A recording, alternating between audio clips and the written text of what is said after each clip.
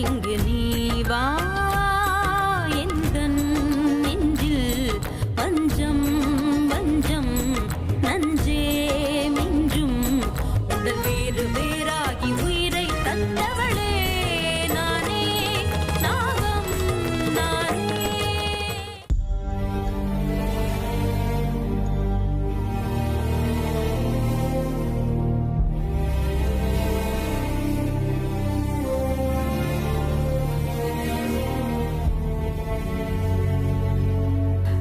அர்ஜுன், அர்ஜுன்,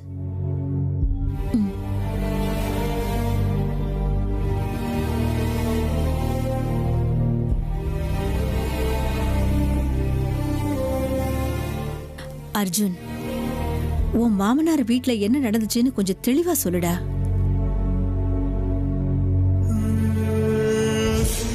இங்க பாரு, அம்மா கிட்ட எதையும் மறைக்க கூடாது.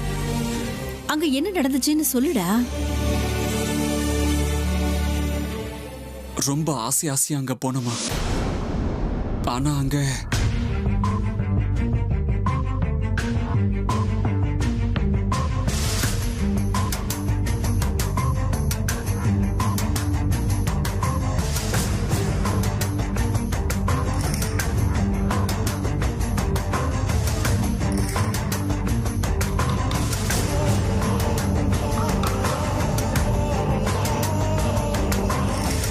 என்னை பார்த்து காதல் மழை பொழிவாங்கன்னு போனேன். ஆனா அவங்க மனசுல எனக்குன்னு வெறுப்பும் விஷமும் தான் இருக்குன்னு புரிஞ்சுக்கிட்டேன். போதும் நிறுத்து அர்ஜுன். நானும் ரொம்ப நேரமா பாத்துக்கிட்டு இருக்கேன். என்னமோ வெறுப்பும் விஷமும் தான் இருக்குங்கிற. ஏண்டா அர்ஜுன், எனக்கு ஏதோ முக்கியமான வேலை இருக்கு, நான் அவசரமா போகணும், என்ன போக விடுங்கன்னு கேட்டால அவ உன்கிட்ட. நீ கொஞ்ச நேரம் பொறுமையா இருந்து அவ போயிட்டு வந்ததுக்கு அப்புறம் என்ன விஷயம்னு கேட்டு விசாரிச்சிருந்தேன்னா அவ கண்டிப்பா அத உன்கிட்ட சொல்லிருப்பாடா அர்ஜுன். அதை விட்டுட்டு நீ இந்த மாதிரி பிஹேவ் பண்ணா எப்படி சொல்லு? அம்மா, நீ இப்ப கூட அவங்களுக்கு தான் சப்போர்ட் பண்ணி பேசுவல்ல? நான் யாருக்கும் சப்போர்ட் பண்ணி பேசல, முதல்ல அதை புரிஞ்சுக்கோ. இங்க பாரு, நான் உனக்கு யதார்த்தத்தை சொல்றேன், அவ்வளவுதான். அவ அவ்வளவு பிடிவாதமா கிளம்புறேன்னு சொல்லும் போது பாவம், அப்படி என்ன முக்கியமான வேலையோ அவசரமோ அது. அந்த நேரத்துல நீ அவளை புரிஞ்சுக்கிட்டு இருந்திருக்க வேண்டாமா? அம்மா, நான் அவங்கள புரிஞ்சுக்கிறதுக்காக ஒவ்வொரு வாட்டியும் முயற்சி பண்ணிக்கிட்டே இருக்கேன். அம்மா, அவங்களுக்கு நான் யாரு? வெளியாளா? நான் புருஷன் தானே. எப்பேற்பட்ட பிரச்சனையா இருந்தாலும் என்கிட்ட சொல்லிக்கலாம்ல. அவங்களுக்கு உதவி செய்யறதுக்காக தான் நான் காத்துக்கிட்டு இருக்கேன். அதை விட்டுட்டு என்ன ஏதோ எதிரி மாதிரி பாக்குறாங்க.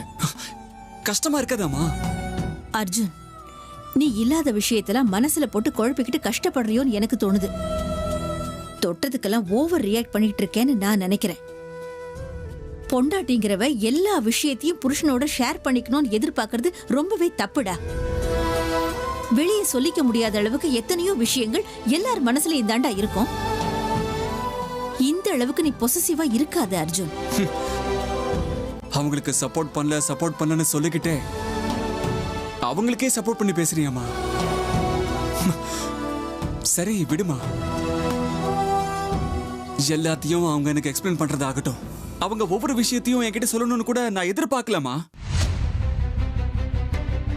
குறைஞ்சபட்சம் எங்க போறாங்க, எப்ப வருவாங்கன்னு கூட புரியாத அளவுக்கு விசித்திரமா நடந்துக்கிறாங்களே, அதுக்கு என்னமா சொல்ல போற? கல்யாணமா இத்தனை நாள் ஆகியும் என்ன விலக்கியே வச்சிருக்காங்களே, அதுக்கு என்னமா சொல்லுவ?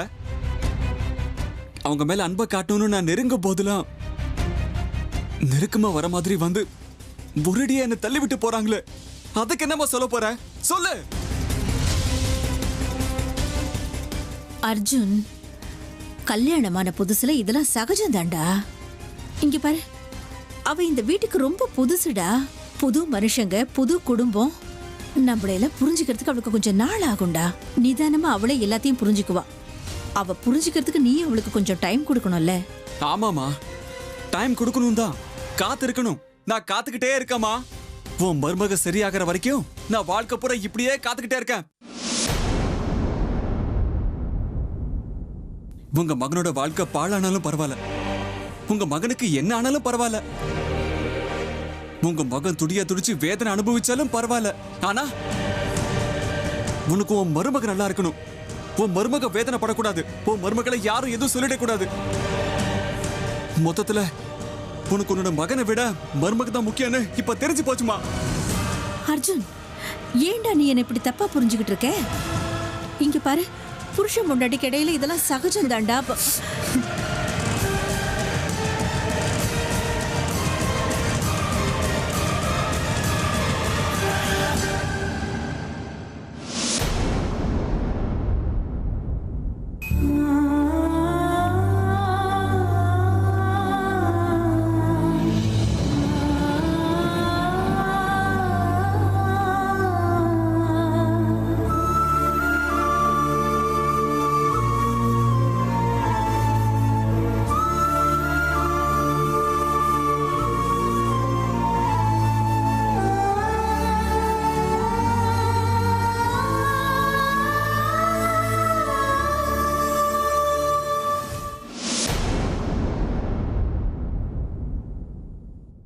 அமிர்தா,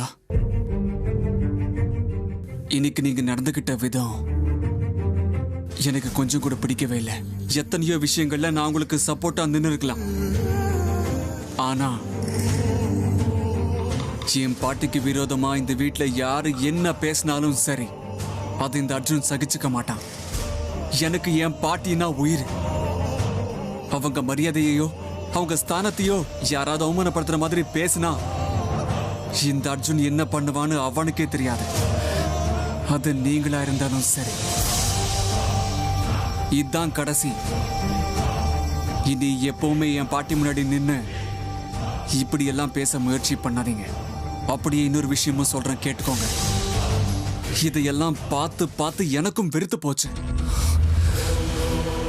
இனிமே உங்க வாழ்க்கை உங்களோடது, என் வாழ்க்கை என்னோடது. உங்க இஷ்டத்துக்கு நீங்க இருந்துக்கோங்க, என் இஷ்டத்துக்கு நான் இருந்துட்டு போறேன். என் பிரச்சனைக்கு நீங்க வராதீங்க, உங்க பிரச்சனைக்கு நான் என்னைக்குமே வரமாட்டேன்.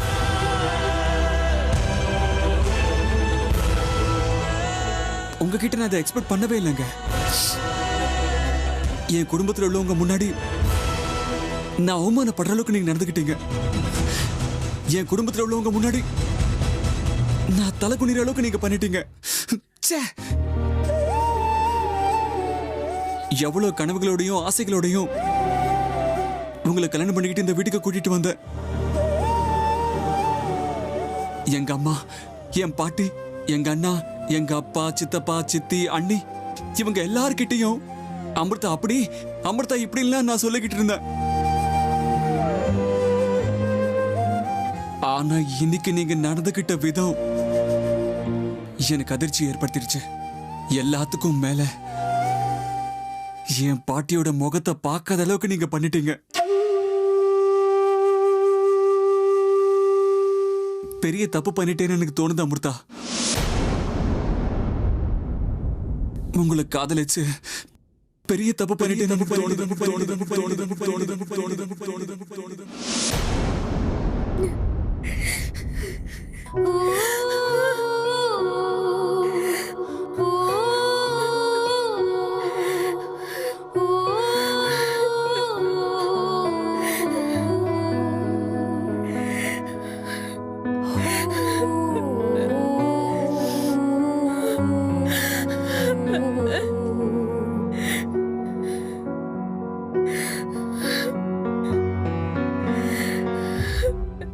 உங்களை காதலிச்சு பெரிய தப்பு பண்ணிட்டேன்னு எனக்கு தோணுது.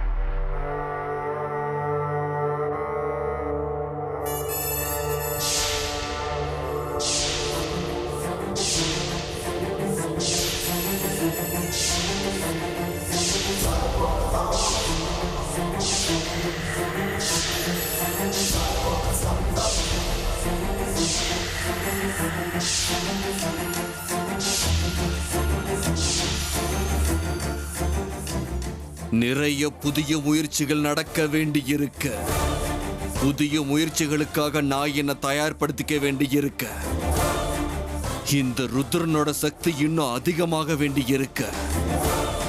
புது போராட்டத்தை, புது யுத்தத்தை நான் ஆரம்பிக்க வேண்டி இருக்க.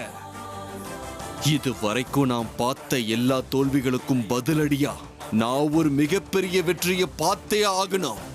அது எனக்கு ரொம்ப முக்கியம். அந்த பைரவை எங்க தான் போயிருப்பான்? இப்ப என்ன பண்ணிட்டு இருப்பான்? எனக்கு சக்திகள் வந்த விஷயம் தெரிஞ்சு என்னை விட சக்தி வாய்ந்தவனா மாறணும்னு தவம் பண்ண உக்காந்துட்டானோ, அவன் இந்த இடத்துக்கு எந்த நிமிஷம் வேணும்னாலும் வந்துருவான். அவன் வரத்துக்குள்ள அவன் மந்திர தண்டத்தை ஏன் வசமாக்கியே தீருனான். ஆமா,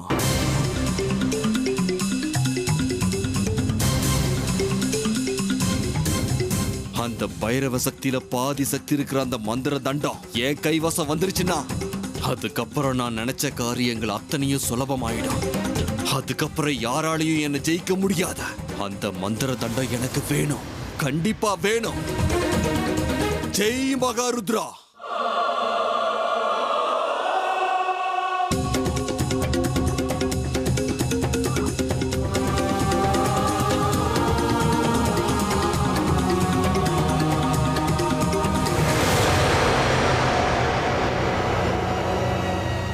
வா வா.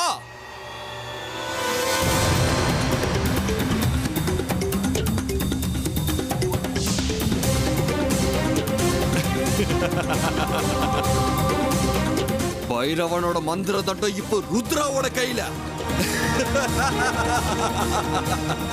ஜெய் மகாருத்ரா.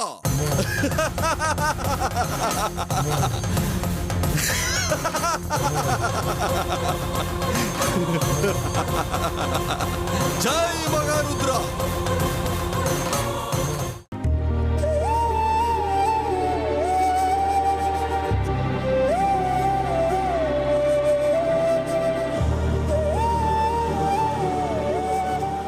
இதையெல்லாம் பார்த்து பார்த்து எனக்கும் வெறுத்து போச்சு. இனிமே உங்க இஷ்டத்துக்கு நீங்க இருந்துக்கோங்க, என் இஷ்டத்துக்கு நான் இருந்துட்டு போறேன். உங்களுக்கு காதலிச்சு பெரிய தப்பு பண்ணிட்டேன்னு எனக்கு தோணுது.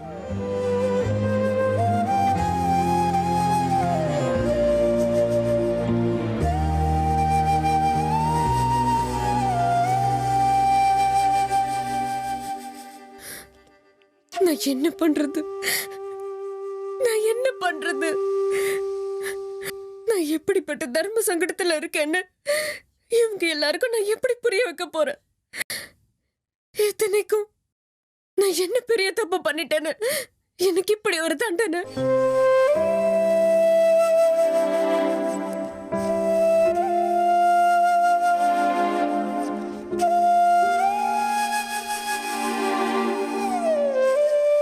நான் இருந்த சூழ்நிலையில என்னால என்னதான் செஞ்சிருக்க முடியும்? என்னுடைய வாழ்க்கையில நான் எவ்வளவு முக்கியமானவரை இழந்துட்டு நிக்கிறேன்னு இவங்களுக்கெல்லாம் நான் எப்படி புரிய வைப்பேன்? இத்தனை நாள் என் வாழ்க்கைக்கு ஒரு பாதுகாப்பா, எனக்கு ஒரு கவசமா நின்னுட்டு இருந்த என்னோட குரு நேராதரவா என் கண்ணு முன்னாடியே துடியா துடிச்சு உயிரை விட்ட வேதனைய நான் இவங்களுக்கெல்லாம் எப்படி புரிய வைப்பேன்? என் துடிப்பும் துவைப்பும் எப்பேற்பட்டதுன்னு இவங்களுக்கெல்லாம் எப்படி புரிய வைப்பேன்? என் மனசுக்குள்ள எப்பேற்பட்ட பாரத்தை சுமந்துக்கிட்டு வாழ்றேன்னு இவங்களுக்கெல்லாம் எப்படி நான் சொல்றதுன்னு தெரியல.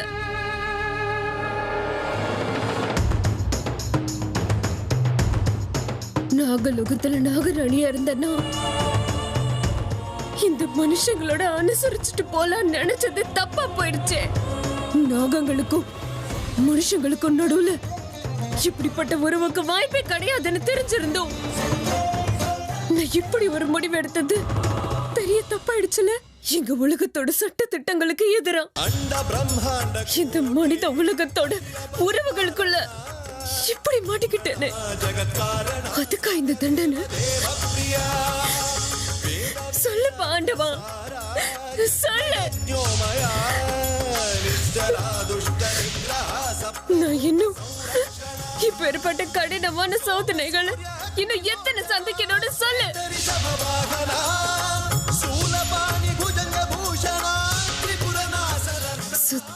மனுஷங்களா நிறைஞ்சிருக்கிற இந்த உலகத்துல நான் முழுசா தனி மரமாயிட்டேனோன்னு எனக்கு தோணுது.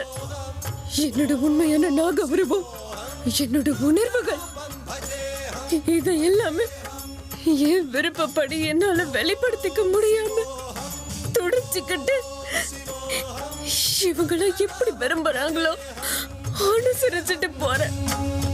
ஒவ்வொரு அடியிலையும் நான் தோத்துட்டே போறேன்னு எனக்கு தோணுது. எனக்காக குரல் கொடுக்க ஒருத்தர் தான் இருந்தாரு, அவரையும் என்கிட்ட இருந்து பறிச்சுட்டு போயிட்டேன். நான் உனக்கு அப்படி என்ன அநியாயம் பண்ணேன்னு சொல்லு,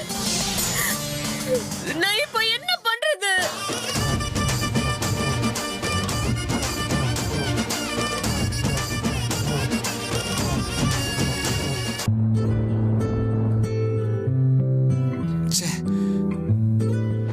எப்பவுமே எல்லாராலையும் நான் மட்டும் ஏன் வேதனைப்படுறேன்?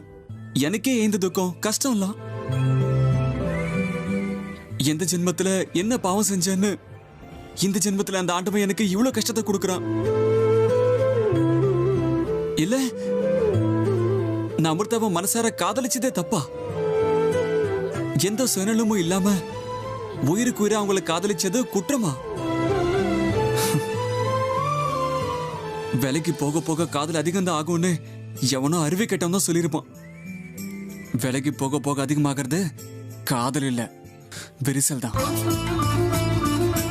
எங்க அமிர்தா, என்னால தாங்க முடியாத அளவுக்கு துக்கத்தையும் கஷ்டத்தையும் கொடுத்துருக்கீங்க.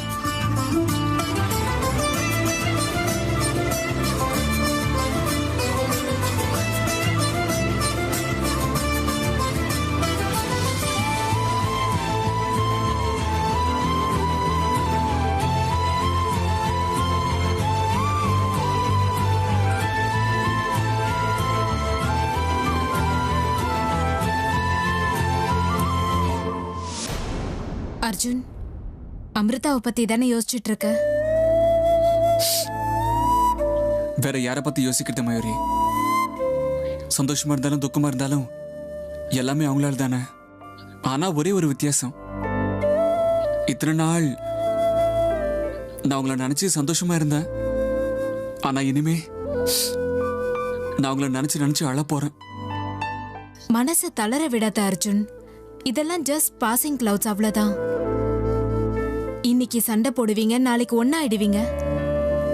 இதுக்கு போய் இந்த அளவுக்கு வருத்தப்பட்டா எப்படி? இல்ல மயூரி, இத்தனை நாளா நானும் அப்படிதான் நினைச்சேன். ஆனா சூழ்நிலை நான் நினைச்சதை விட ரொம்ப சீரியஸா இருக்கு. நானும் இத்தனை நாளா போனா போகுதுன்னு விட்டு கொடுத்துட்டு வந்துட்டே இருந்தேன். அவங்கள என்ன நெருங்கி வருவாங்கன்னு நினைச்சேன்.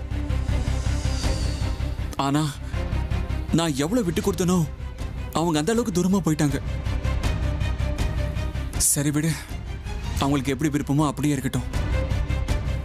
அர்ஜுன், இதெல்லாம் ரொம்ப நாளைக்கு நீடிக்காது. இந்த நிமிஷம் தூரம் இருக்க மாதிரி தோணும், ஆனா அடுத்த நிமிஷமே உங்களுக்குள்ள அன்பு ஜாஸ்தி ஆயிடும். பாத்துக்கிட்டே இரு. மயூரி, இருந்தாலும் உனக்கு பேராசை தான் போ. ஆனா எனக்கு அந்த மாதிரி இப்ப எந்த நம்பிக்கையும் இல்லை.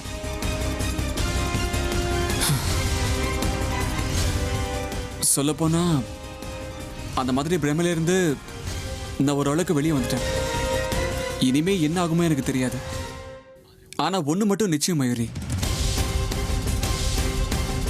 அமிர்தாவை பத்தி என் மனசுல இத்தனை நாளா இருந்த உணர்வுகள் இனிமே இருக்காத. நிச்சயமா சொல்றேன், அவங்கள பத்தி என் மனசுல இருந்த உணர்வுகள் மாறக்கூடிய நேரம் வந்தாச்சுன்னு எனக்கு தோணுது. அவசரப்படாத அர்ஜுன், நீ இப்ப இருக்க மனநிலைமையில இப்படியெல்லாம் தோன்றது சகஜம்தான். கொஞ்ச நாள் அப்படியே விட்டுரு, மனசு சரியாயிடும். அப்புறம் தானா எல்லாம் சரியாயிடும். ஆனா அது வரைக்கும் கண்டதையும் யோசிச்சுக்கிட்டு அவசரப்பட்டு எந்த முடிவுக்கும் வந்துடாத. தெளிவாகுமோ இன்னும் குழம்புமோ தெரியல மயூரி. எனக்கும் அமிர்தாவுக்கும் ஒரு மனஸ்தாபம், அது சரியானாலும் ஆயிடலாம், அதுவும் தெரியாது. ஆனா ஒண்ணு மட்டும் உறுதி, இனிமே எனக்கு அவங்க மேல காதல் ஏற்படாது. அப்படியெல்லாம் சொல்லாத அர்ஜுன், எல்லாம் சரியாயிடும். நீயே வேணா பாரு. இல்ல மயூரி, அதெல்லாம் ஒன்றும் சரியாகாது.